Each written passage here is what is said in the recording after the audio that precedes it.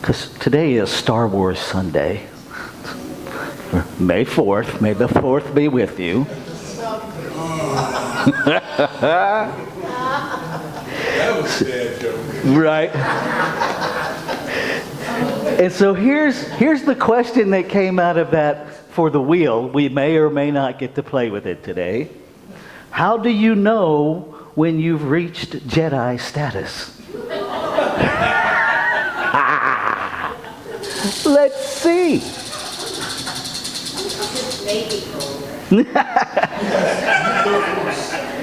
For another day. Today is, how do we trust love when people who love us hurt us?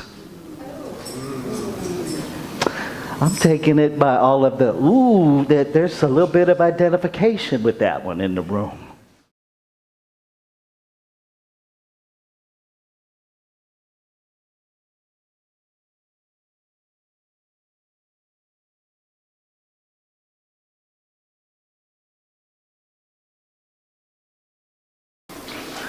Let's take a breath together.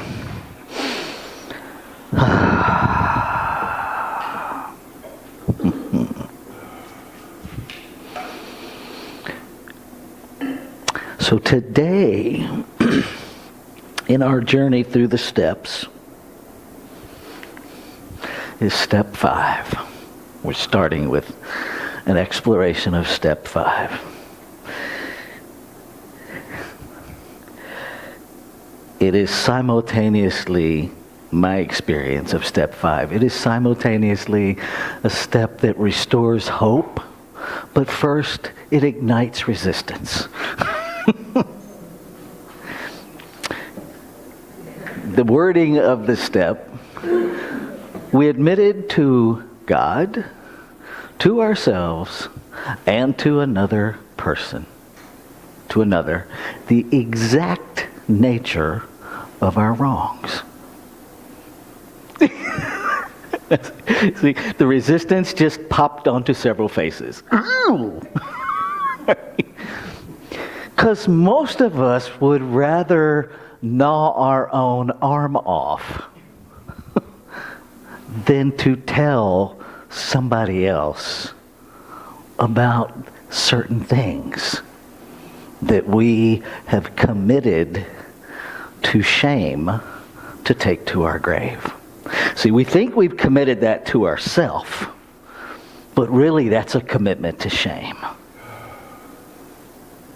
You care more about honoring shame than about honoring yourself. So much so that you've made a covenant with shame to take it to your grave. Newsflash, that limits you while you're alive. Because everything we're afraid somebody's going to find out is a place where we're trying to control something. And here is the ugly reality of control. I've tried to make this different. So many times I've tried to twist this in a way that it's just not true.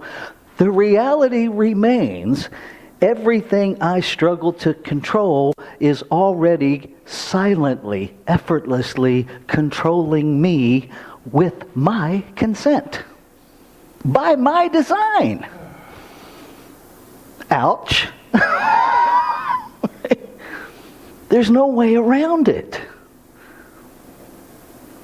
Here's the thing, and especially in the context, see, I trust this wheel. It's just like, I don't, it's a bizarre little thing because it's just plastic.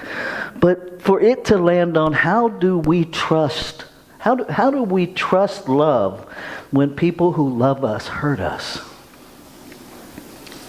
How do you trust that you love other people when you hurt them?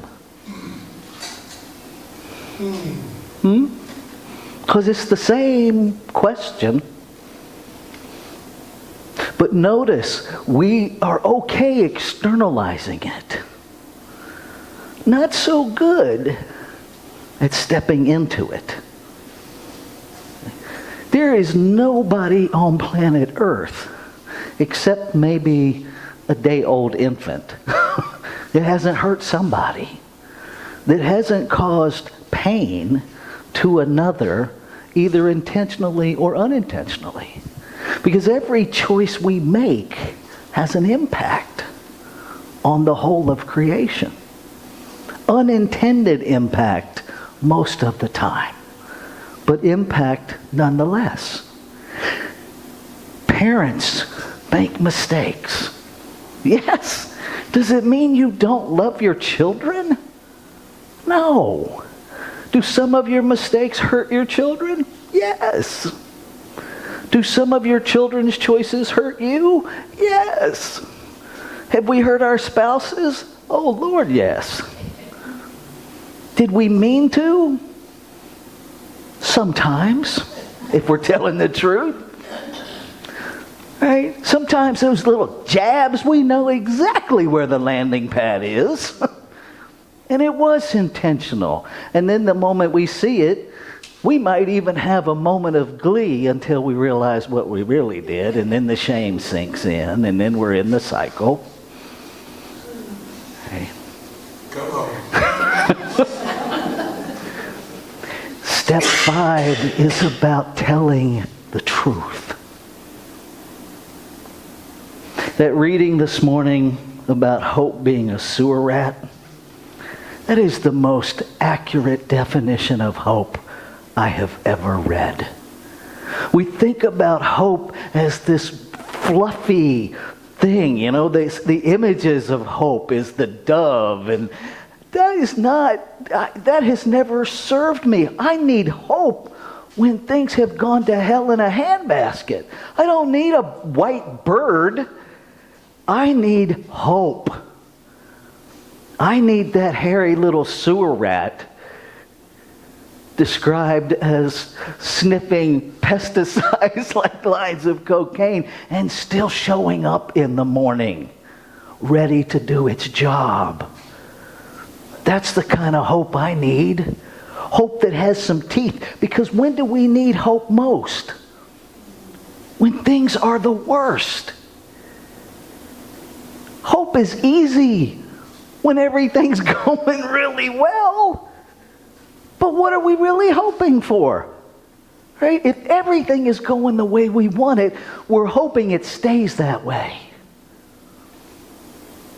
But when everything looks like it's falling apart, when the wheels are coming off, when we don't know where good has gone, that's when I need hope.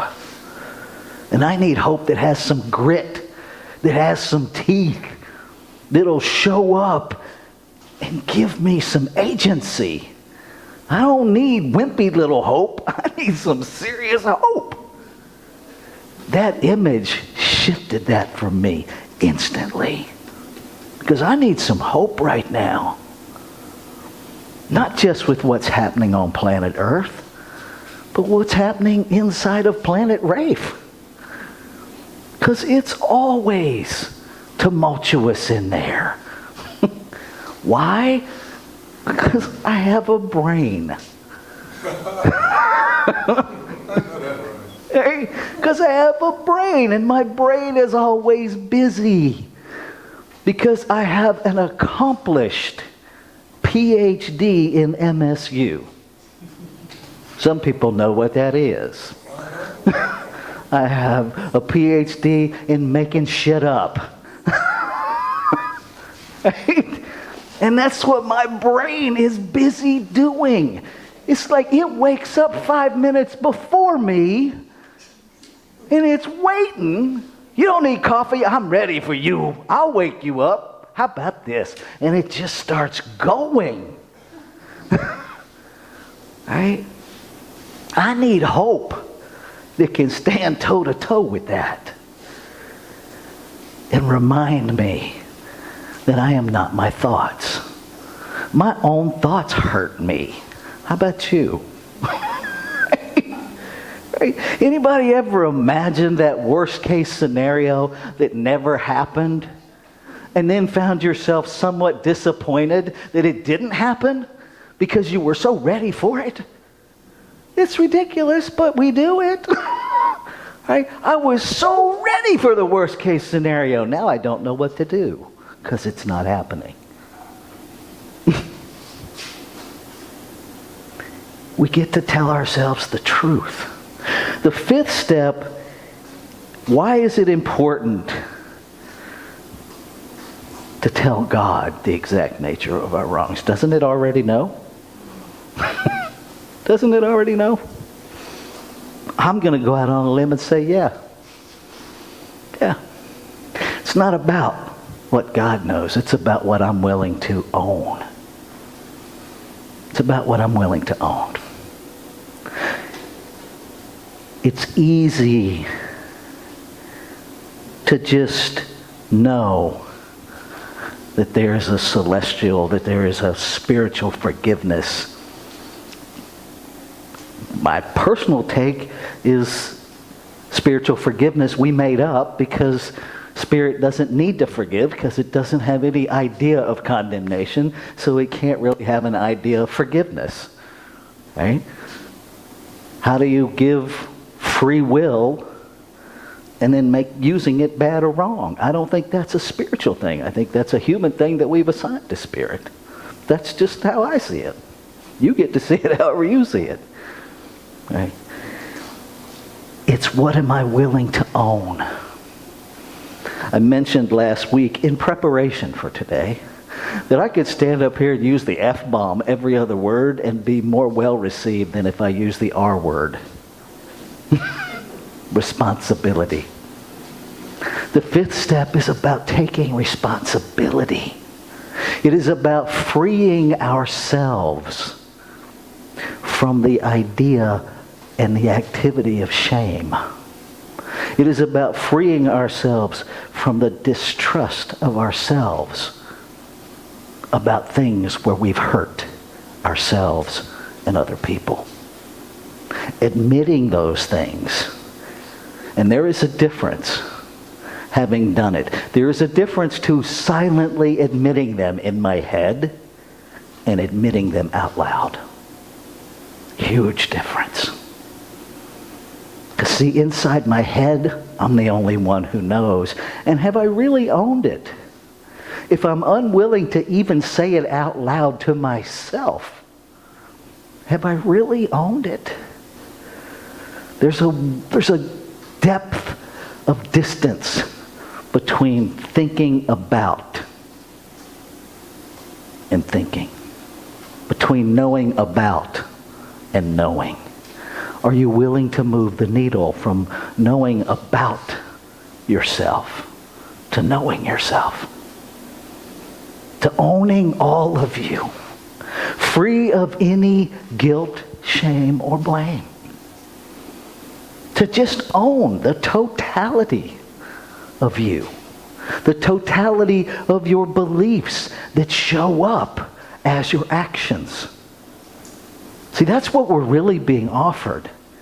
Every action we've ever taken is a demonstration of some belief that's operating in our system. How do we use spiritual mind treatment if we don't know what belief we're trying to change? Right? If we're unwilling to open the box, we're just changing the wrapping paper. What if you want to change what's in the box? What if you want to change the fundamental thought, the fundamental belief that keeps showing up in your life? You know those places where you're caught by surprise and your first thought is, man, I thought I'd already dealt with this. You know those things? They're still there because we haven't owned them yet. And they're there to remind us, still here, still available to be healed. And it will continue to present itself until we deal with it. Because that's how it works. Right?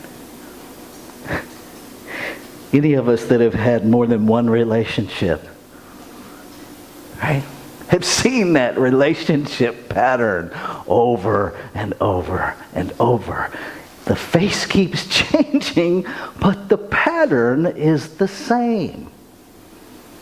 Meaningful relationships of which we have yet to determine the meaning. Because we haven't addressed us.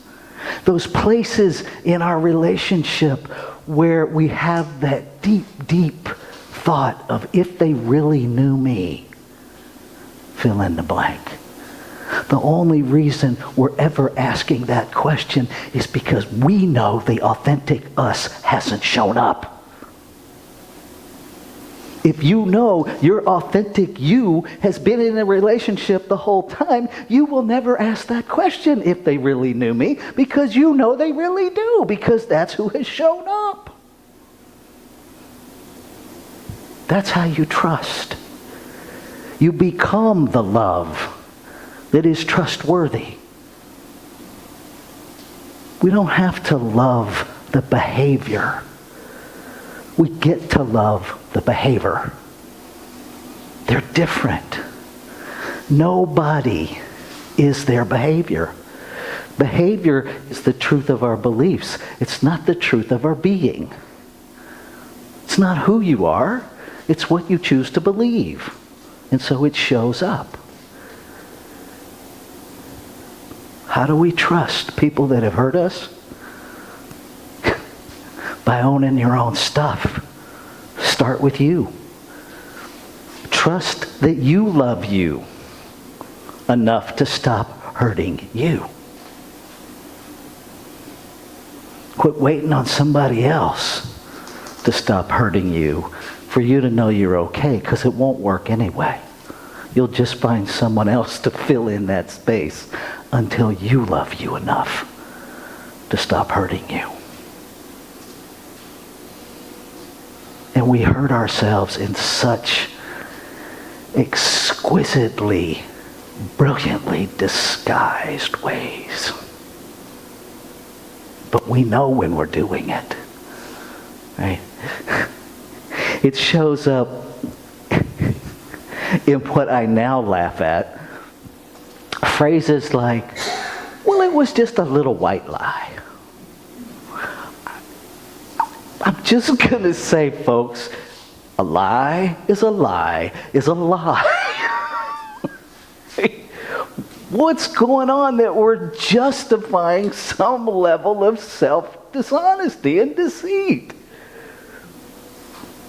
It's a fair question. And what is going on in our thinking when I won't accept your deceit, no matter what level it is, but I want you to accept mine as just a little white lie?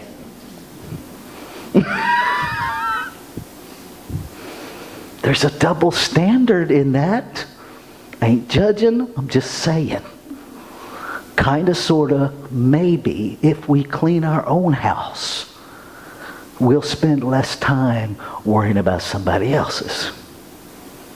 And my experience has been, when I clean my own house, the law of attraction stops bringing people into my realm with the same behaviors.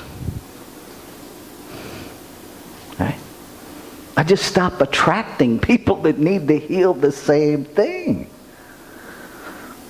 But life is a reciprocal process. And so if I won't see my own behavior, it's going to show up in lots of other people. Because life is mirroring back to me what I believe. End of discussion. Non-negotiable spiritual principle. We don't have to like it for it to be accurate. So whatever is showing up in your life is reflecting something you believe. We think it's about the other person. It's not. It's about something that's in our belief. I want to close with this. There is a thing called the collective consciousness, right? I offered you last week that if somebody says to you, what's in your consciousness that created that, to respond, well, since there's only one consciousness and we're all using it, how about you tell me how you're using consciousness that's showing up as problems in my life? That's fair. Now, take it one step further. How is what you're believing showing up as problems in somebody else's life? Because it works both ways. All the stuff that is happening in society, there is no place in one where we get to separate ourselves as that has nothing to do with me. There is no place in one consciousness where we get to sidestep responsibility for healing it. If we focus on the person, we've already lost. Right? We're not here to change people. We're here to heal thought. That's why it's called spiritual mind treatment, not change your neighbor treatment. Right? And so we do treatment stating what's true. We don't treat to erase something, because if consciousness is eternal, I'm pretty sure every thought that's ever been thunk is equally eternal, since it is being thought by an eternal mind. But we can have a new thought. Oop, are we a new thought philosophy? I dare you to have one. I dare you. Have a new thought already. Because recycling the old ones ain't working. I don't know if you've noticed, but it's just not working so well. What is true? Instead of getting stuck in what needs to change, what's true? What's accurate? What is present that we're not seeing? Treat that is seen. There is one love everywhere present. I am that in form. And so I declare, I affirm that the activity of my life today is love. That everything I think, say, or do expresses love today. Treat for that. And if you can't find gratitude in that, call me. I'll help you. Because something is in the way. I am here to minister to you. Call me.